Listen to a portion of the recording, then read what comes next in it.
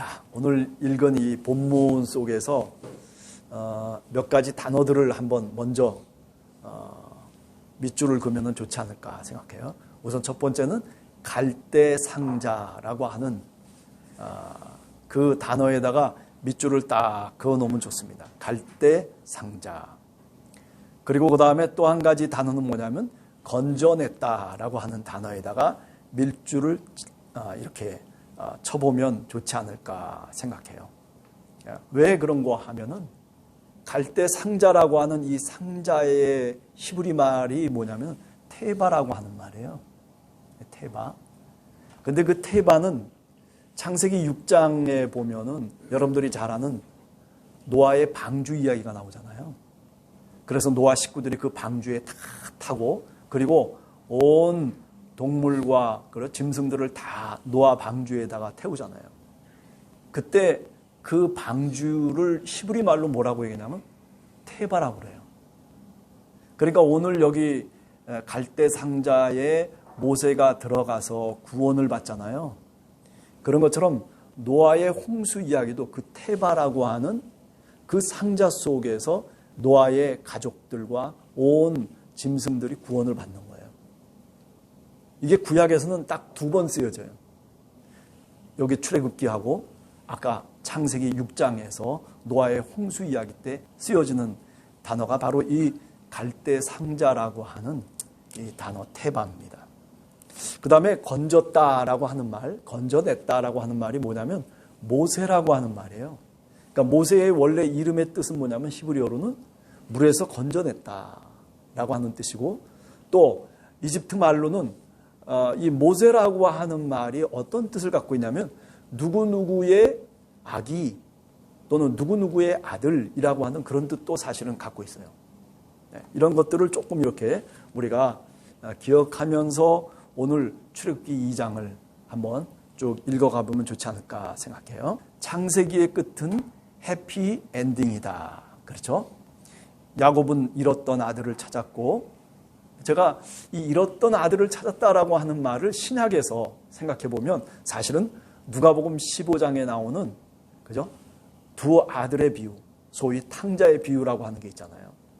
그때 그 아버지가 잃었던 아들을 다시 찾았다. 그러면서 뭐라고 얘기하는 줄 아세요? 그 아버지가 죽었던 내 아들이 다시 살았다. 그렇게 얘기해요. 무슨 뜻입니까? 부활이라고 하는 말의 또 다른 뜻이에요. 죽었다가 다시 살아났다라고 하는 그런 의미로 그 돌아온 탕자를 아버지가 가슴에 품고 그리고 그를 위해서 잔치를 베풀죠. 오늘 이 야곱도 어쩌면 잃었던 아들 누굽니까? 요셉이잖아요.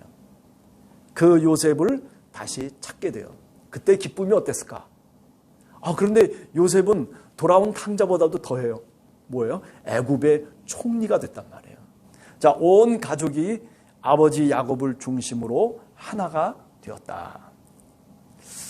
이 가정이라고 하는 것은요, 이렇게 누군가가 중심이 돼야 돼요. 네. 누군가가 중심이 돼야 돼요. 사실은 야곱이 중심이 되지 못했을 때에 많은 아들들이 사실은 방황하기 시작하는 겁니다. 자, 그래서 야곱을 중심으로 하나가 되어서 한 가족이 똘똘 뭉쳐서 요셉도 그곳에 닿게 됐다라고 하는 거죠. 자, 요셉은 자신의 형들을 용서했고 애굽의 가장 좋은 노른자 땅이라고 하는 고센 지방에 정착을 하도록 했어요.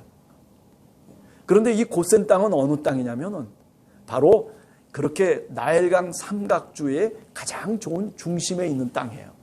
형제들을 쫙 같이 끌고 오면서 그렇게 좋은 노른자 땅에다가 사실은 그들이 정착할 수 있도록 기회를 제공했다라고 얘기할 수 있는 거죠. 그래서 집과 재산과 양식과 권세가 그들에게 주어졌다.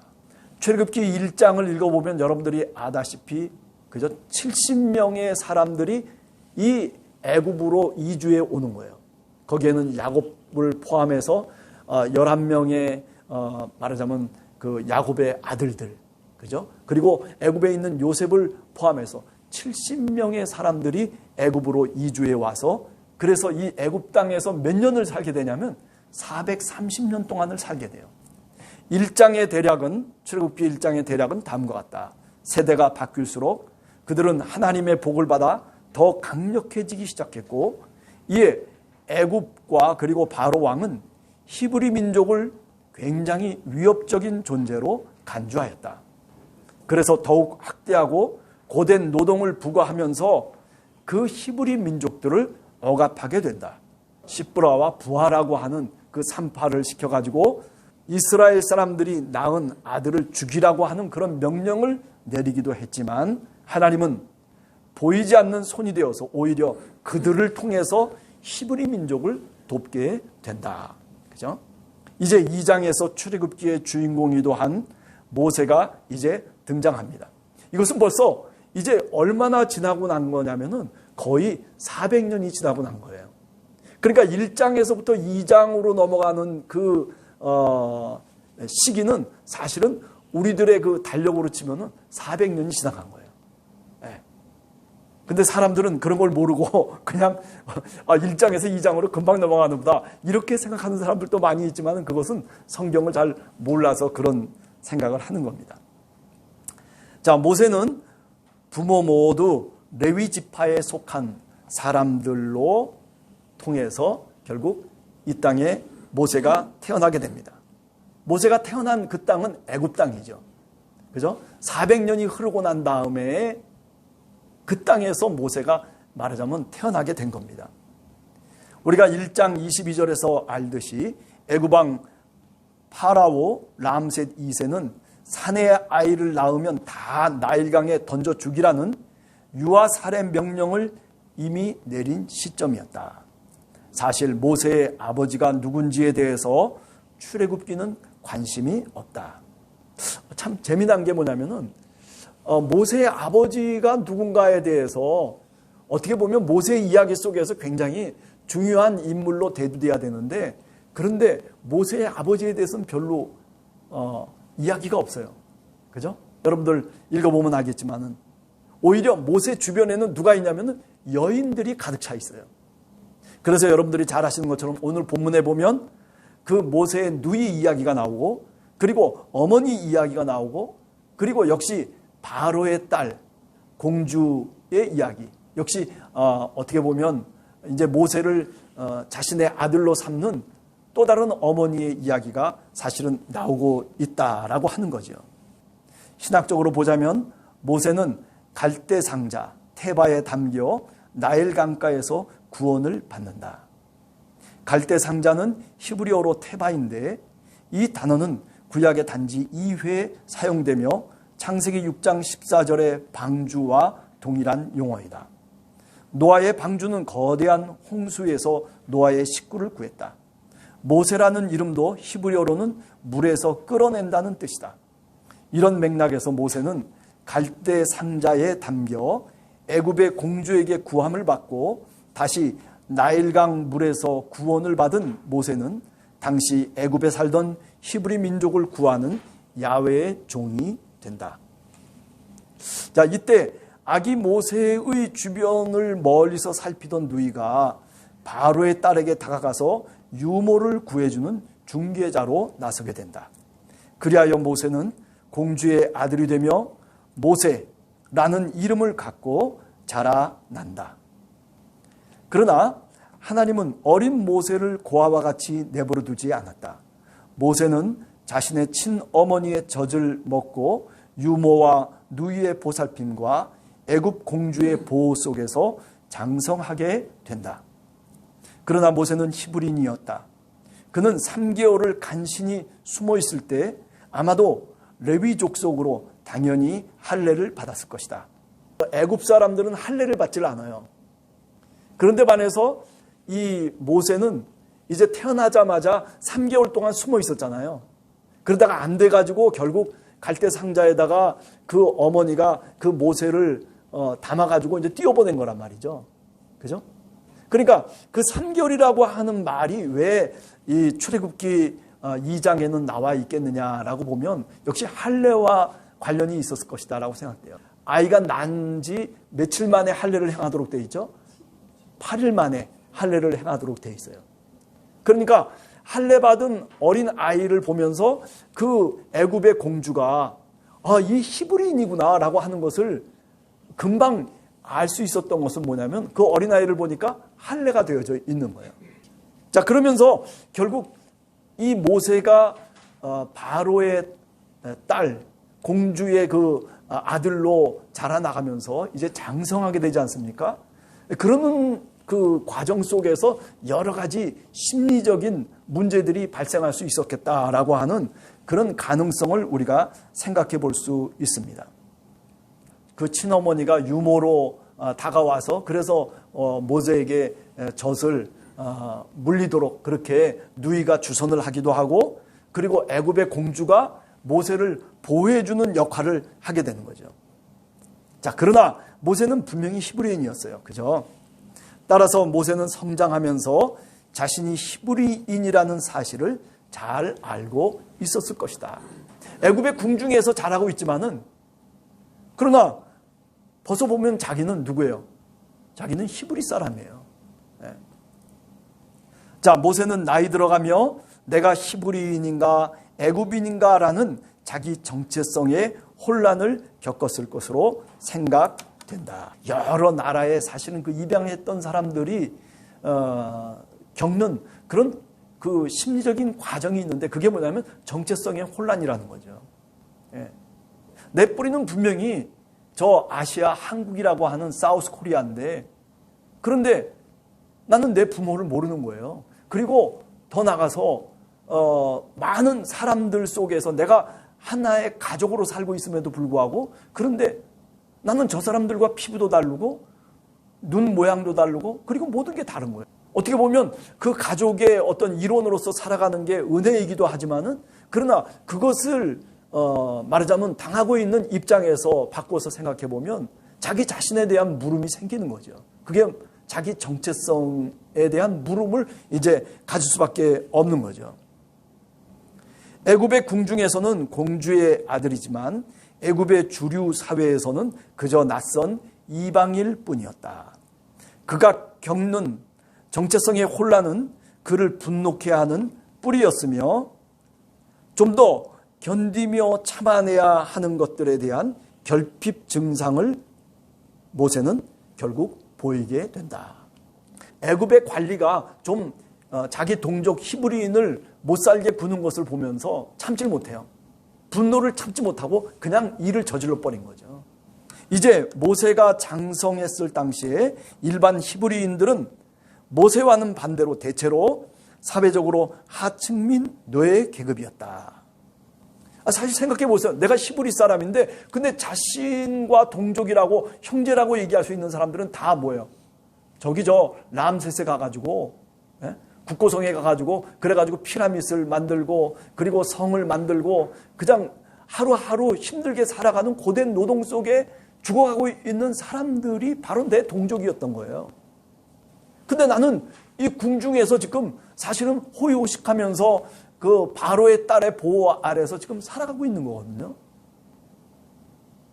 여기서 굉장한 혼란을 말하자면 모세는 겪게 됐다라고 그렇게 이야기할 수 있죠.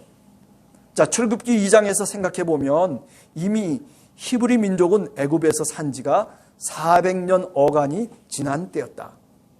모세만 아니라 그들 모두 야훼의 이름도 잊어버리고 그리고 조상의 이름도 잊어버린 그 시점이었다. 자, 제가 왜 이런 얘기를 하냐면은 이제 출애굽기 3장으로 넘어가면 하나님을 만나잖아요.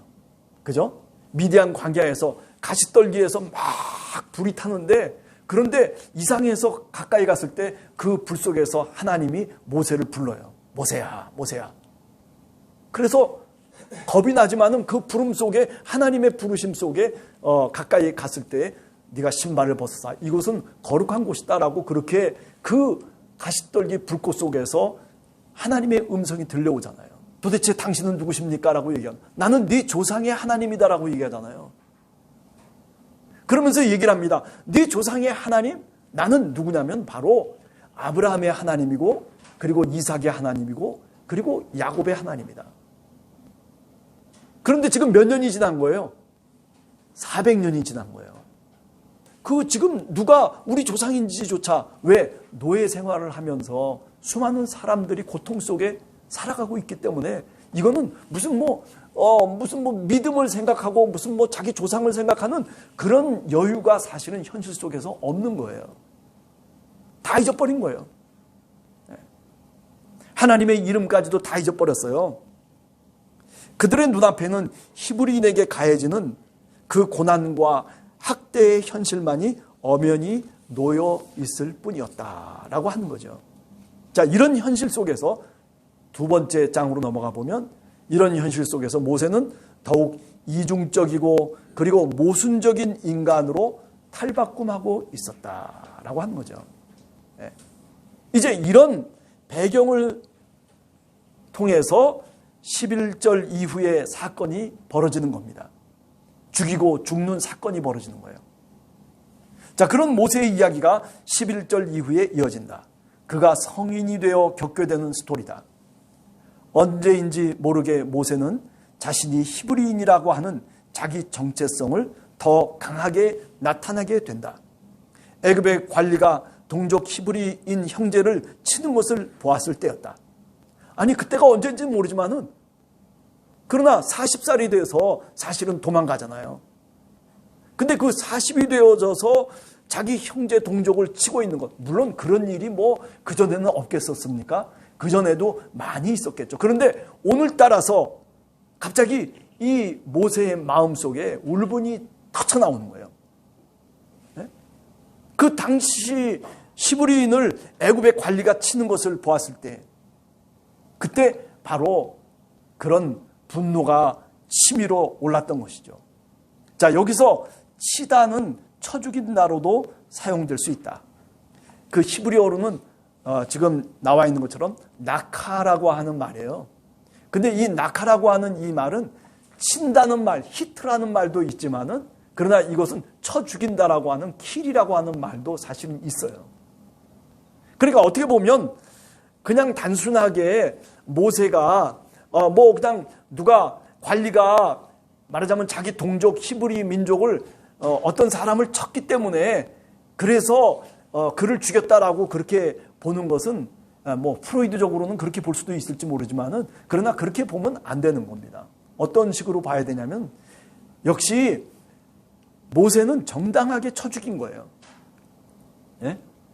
그러니까 나중에 쳐 죽였다라고 하는 말로 사용되는 11절을 한번 보세요. 11절에 가서 보면 모세가 장성한 후에 한 번은 자기 형제에게 나가서 그들이 고되게 노동하는 것을 보더니 어떤 애굽 사람이 한 히브리 사람 곧 자기 형제를 치는 것을 본지라. 그냥 이게 단순하게 쳤다라고 하는 의미로서 번역도 될 수 있지만은 그러나 이 나카라고 하는 이 말은 쳐서 죽였다는 거예요. 네. 그래서 12절에 보면 좌우를 살펴 사람이 없음을 보고 그 애굽 사람을 누가 쳐 죽인 거예요? 모세가 쳐 죽였다. 이 쳐 죽였다라고 하는 말도 똑같은 낙하예요. 그러니까 히브리어는 이렇게 두 가지의 의미를 갖고 있어요. 그냥 단순하게 손으로 쳤다라고 하는 의미도 되지만은 아주 가격을 가했다라고 하는 의미도 되지만은 그러나 그것 때문에 죽인 것으로 번역이 될 수 있어요. 그런데 오늘 우리가 읽고 있는 이 개역개정에는 이것을 하나는 치다라고 번역을 했고 하나는 쳐 죽였다라고 하는 말로 번역을 했어요. 그러나 제가 보기에는 이 번역을 둘 다 쳐 죽였다라고 하는 말로 번역하는 게 맞다라고 하는 거죠. 그러니까 다시 말하면 애굽의 관리가 한 히브리 사람을 쳐서 죽이는 것을 봤어요. 이유가 없어요. 모세는 그것에 울분한 거예요. 그래서 어떻게 했어요? 그 애굽의 관리를 쳐서 죽인 거죠. 그리고 모래에 감춰뒀어요. 자, 이런 배경을 우리가 한번 생각해 봐야 됩니다. 사실 이유 없이 사람을 먼저 쳐 죽였기에 모세도 그 애굽의 살인자를 쳐 죽인 것이다. 문제는 뭐냐면 그 다음에 또 어떤 일이 벌어지냐면은 그 다음에 히브리 사람들끼리 서로 싸우는 거예요. 동족끼리 싸우니까 모세가 가가지고 왜 싸웁니까? 왜? 지금 이렇게 못 살고 이렇게 노예 생활하고 이렇게 아무것도 할 수 없는 처지에 있는 우리들이 왜 싸워야만 됩니까? 라고 말하자면 그것을 뜯어 말리고 있는데, 그런데 그 뜯어 말리는 당사자들이 뭐라고 얘기해요? 네가 우리의 재판관이냐? 에? 네가 우리의 왕이냐? 네가 도대체 뭔데 우리에게 끼어들어서 네가 이렇다 저렇다 가부간에 네가 얘기를 하느냐는 거죠. 그러면서 14절에 얘기를 하고 있습니다. 네가 애굽 사람을 죽인 것처럼 나도 쳐서 죽이려고 하느냐. 예? 모세가 두려워가지고 그 말에 그냥 쓰러져 버리고 마는 거죠. 아, 이거 내가 행동한 그 일이 탄로가 나오고 말았구나. 자, 그 다음에 15절을 보세요. 그 다음에 15절에 바로가 이 일을 듣고 모세를 죽이고자 하여 쳤는지라. 자, 이제 상황이 바뀐 거예요. 문제는 뭐냐면 사실은 애굽 사람이 밀고를 해가지고 이 모세가 애굽의 관리를 쳐 죽였다라고 하는 그런 죄가를 통해서 도망치는 게 아닙니다. 누구 때문에 지금 도망치는 거예요? 사실은 히브리 사람, 그 사람이 밀고를 한 거예요. 네. 그래가지고 바로의 귀에 그 말이 들어가자마자 바로는 잘 됐다. 이놈 그렇지 않아도 눈에 가시였는데 죽이려고 작정을 한 거죠. 히브리인들에 의해 바로 왕에게 밀고된 것이다. 누구를 위해 그렇게 행했는가? 그러나 본문은 말한다. 애석하게도 모세의 옳은 행동의 대가는 애굽을 탈출하는 도피였다. 그것도 애굽 사람의 밀고에 의해서가 아니라 자기 동족, 그래도 사랑하고 그래도 애정을 갖고 자신은 옳은 일이라 생각해가지고 자신의 동족이 죽는 것을 보면서 그거를 참을 수 없는 마음에 말하자면 그 잘못된 살인자를 살인을 했는데, 그런 애석하게도 모세의 옳은 행동의 대가는 그렇기 때문에 애굽을 탈출하는 도피였다. 모세는 그리하여 멀고 먼 미디안 광야로 몇 날 며칠을 도망쳤고 거기서 하나님은 미디안의 제사장이었던 루우엘을 만나게 한다. 그렇죠? 미디안 광야에 가서 미디안의 제사장인 루우엘을 만나요. 이제 나중에 이 사람이 모세의 장인이 되는 거죠. 이 루우엘이라고 하는 말은, 엘은 뭐예요? 하나님이라는 뜻이고, 루라고 하는 것은 무슨 뜻이냐면 친구라는 뜻이에요. 그러니까 하나님의 친구라는 뜻이에요. 아니, 하나님이 친구가 되어주신 거죠. 누구를 통해서? 바로 이 루우엘을, 이 사람을 통해서 하나님이 이제 모세의 친구가 되어주셔서, 그래서 그 미디안 속에서 40년 동안 목동으로서 살아갈 수 있는 그런 준비를 사실은 지금 이 본문에서 우리들에게 이야기하고 있는 겁니다. 이제 하나님이 움직이시는 카이로스의 시간이 점차로 가까이 다가오게 된다. 자, 카이로스의 시간과 크로노스라고 하는 게 히브리적인 시간 개념이 두 가지가 있잖아요. 크로노스는 어떤 시간이에요? 그냥 우리가 이야기하는 일반적인 보편적인 시간이에요. 측정이 가능한 시간이에요. 그런데 카이로스라고 하는 시간은 측정이 가능한 시간이 아니에요. 하나님의 시간이고 그것은 구원의 사건의 시간이에요. 그러니까 어떻게 보면 이 출애굽기 속에서 크로노스는 어떻습니까? 이미 400년이 흘러가고 그리고 모세는 지금 40살이 되었어요. 이게 다 뭐냐면 크로노스의 시간들이에요. 우리가 계량할 수 있는 그런 시간 단위를 크로노스라고 얘기할 수 있는 거죠. 그런데 반해서 카이로스라고 하는 시간은 계량할 수 있는 시간이 아니에요. 하나님의 구원, 하나님의 사건이 임하는 바로 그 시간을 의미하는 거죠. 자, 이 모세에게 있어서 또는 이스라엘 백성들에게 있어서 하나님의 카이로스의 시간은 언제예요? 이제 3장으로 넘어가면 바로 하나님을 만나는 그 시간이에요. 가시떨기가 타고 있는 현장으로 다가가서 그래서 하나님과 대화하고 하나님을 만나면서 그리고 그 속에서 하나님으로부터 소명을 받는, 그죠? 그래서 이 민족, 히브리 민족을 다시 출애굽시키라고 하는 그런 명령을 받는 그 사건의 현장이, 그 시각이 뭐냐면 카이로스의 시간입니다. 그런데 이 카이로스의 시간이 이제 가까이 다가온 것이죠. 그죠? 애굽인으로 보였던 모세는 그 지방의 목자들이 와가지고 그 7딸들에게 말하자면 양떼를 물을 먹이지 못하게 하는 거예요. 그럴 때 모세가 다가가가지고 그 목자들을 물리쳐 준 거죠. 그러면서 그 7딸들과 함께 말하자면 이제 르우엘의 집으로 돌아오게 됐다. 새로운 인연이 맺어지게 되는 것이죠. 그런 이야기가 이제 16절, 17절에서 진행되고 있죠. 그래서 얼마나 지났을까? 자신의 딸 십보라라고 하는 게 이제 모세의 그 부인 이름 아닙니까? 그 십보라라고 하는 것은 히브리어로 어떤 뜻이냐면 작은 새라는 뜻이에요. 작은 새, 아주 조그마한 작은 새, 짹짹짹짹거리는 작은 새.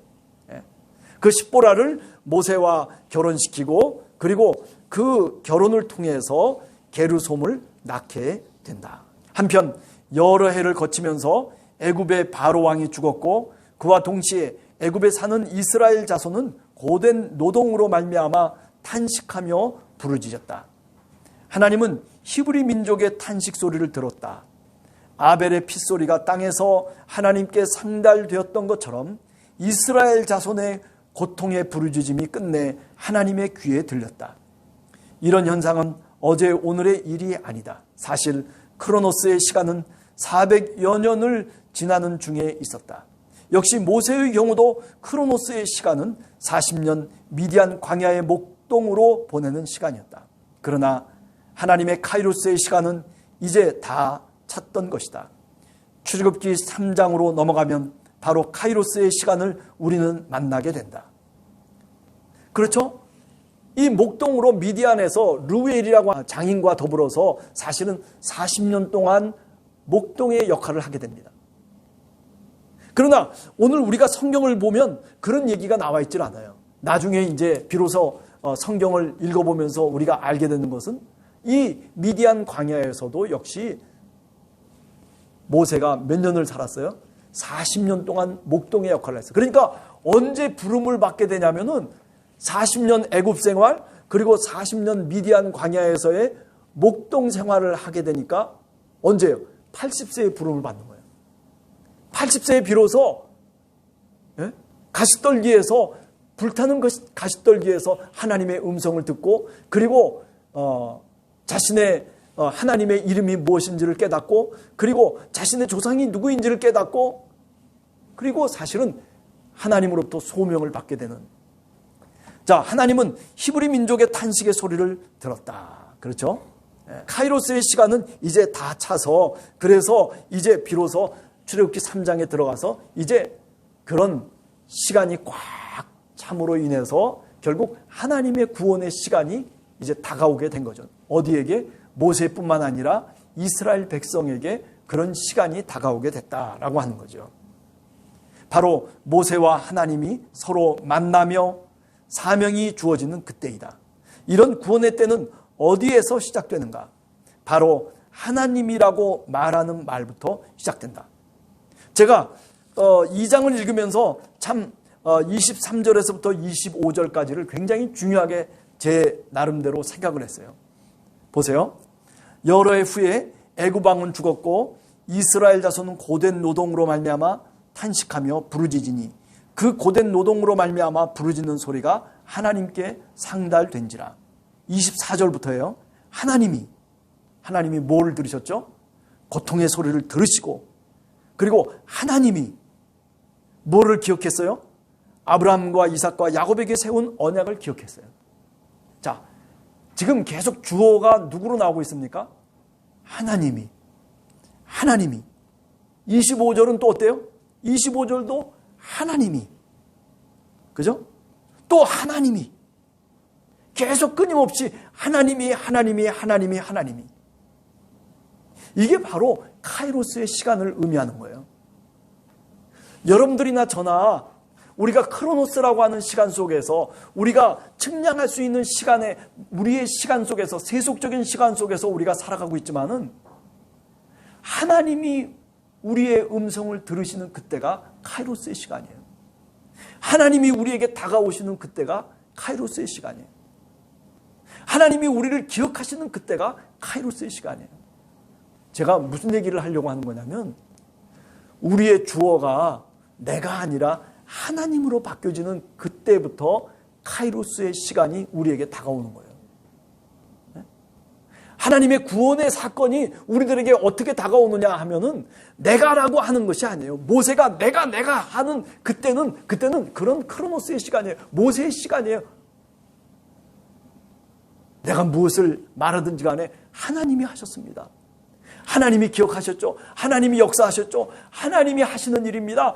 하나님이 우리의 주님이십니다라고 하는 그런 하나님이 주어가 되는 그때가 비로소 뭐냐면 카이로스의 시간이라는 거예요. 오늘 우리가 크로노스의 시간 속에서만 살아가지 아니하고 우리는 예수 그리스도를 믿는 우리들은 카이로스를 느끼면서 살아가는 사람들이에요. 23년을 앞두고 22년 12월 28일이라고 하는 이 크로노스의 시간 속에서도 우리는 카이로스의 시간을 느껴요. 어떻게? 오늘 이 자리에 하나님이 함께 하십니다. 하나님이 우리를 여기까지 인도하셨어요. 내가 여기 나와 있는 것은 이것은 내가 스스로 나온 게 아니에요. 하나님이 나를 여기 나오게 하셨다라고 하는 하나님이 주어가 될 때 비로소 우리는 이 카이로스라고 하는 시간 속에 살아가는 존재가 되는 거예요. 네. 오늘 우리가 이렇게 같이 함께 모여서 예배를 드리고 그리고 찬양하고 기타도 치고 뭐 코로나라고 해서 지금까지 막 어려웠었는데 그런데 이렇게 나와가지고 같이 함께 기쁘게 찬양할 수 있는 것은 하나님이 하시는 일이에요. 이게 뭐예요? 카이로스의 시간을 우리가 느끼는 거예요, 지금요. 네. 이것은 측량할 수 있는 게 아니에요. 뭐 내일이면 또 뭐 어떻게 되고 뭐 어떻게 될 수 있는 그런 시간이 아니라 오늘이 바로 구원의 날이고 오늘이 바로 하나님의 시간 속에 있는 우리 자신을 우리가 이야기할 때 바로 그것을 카이로스의 시간 속에 있는 인간이라고 그렇게 말할 수 있는 거죠. 오늘 모세는 그래요. 크로노스의 시간 속에서는 사실은 고되고 힘들고 그리고 살인자고 도망치고 그리고 목자로서 어떻게 양을 돌보며 그러면서 아들을 낳고 자녀를 낳으면서 살아가는 그 크로노스의 시간 속에 있었지만은 그러나 하나님이 그에게 다가오시는 그 순간에 카이로스의 시간을 비로소 깨닫게 되는 거예요. 그것을 비로소 구원의 사건으로 출애굽기 3장에 들어가면 비로소 고백하기 시작하는 거죠. 하나님이 들으시고 하나님이 기억하시고 하나님이 돌보셨고 그리고 하나님이 하셨다. 네. 네. 이게 오늘 2장 25절 제일 마지막에 출애굽기가 얘기하고 있는 겁니다. 하나님이 하셨습니다. 네. 하나님이 오늘 또 우리와 함께 하십니다. 네. 염려하지 마세요. 크로노스의 시간 속에서는 불안과 그리고 초조와 근심과 걱정과 연이어지는 사건 속에서 우리가 어떤 때는 힘들어할 때도 있고 지쳐할 때도 있지만은 내가 그렇게 지쳐하고 힘들어하지만 그러나 하나님이 하십니다. 하나님이 우리를 이끌어 가십니다. 그게 바로 카이로스를 갖고 살아가는 사람들입니다.